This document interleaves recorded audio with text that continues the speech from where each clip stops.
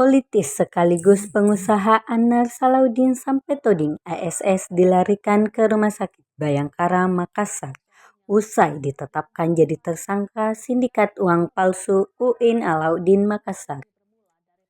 Donatur kasus uang palsu UIN Alauddin Makassar itu disebut sakit karena beberapa waktu setelah ditetapkan tersangka pada Sabtu 28 Desember 2024 malam, Kapolres Goa AKBP Reonal Simanjuntak saat ditemui Tribun Timur di Rumah Sakit Bayangkara Makassar Jalan Andi Mapaudan Makassar menjelaskan bahwa tersangka dalam kondisi sadar namun dalam kondisi lemas. Menurut dia, jatuh sakitnya Anar karena shock setelah ditetapkan tersangka dan akan dilakukan penahanan per hari ini.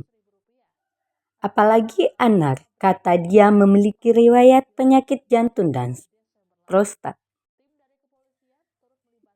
Mantan Kasat Eskrim Polres Makassar ini menyebut kondisi tersangka kasus pencetakan dan peredaran uang palsu itu sakit saat pihak kepolisian hendak melakukan penahanan.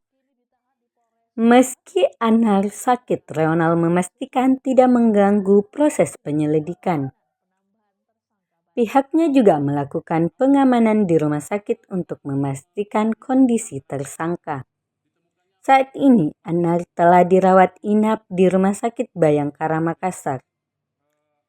Saat ini, kata dia, sudah 19 tersangka termasuk Anar.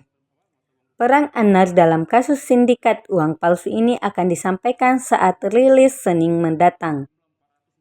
Total tersangka sindikat uang palsu ini sebanyak 19 orang dan 2 orang masih buron.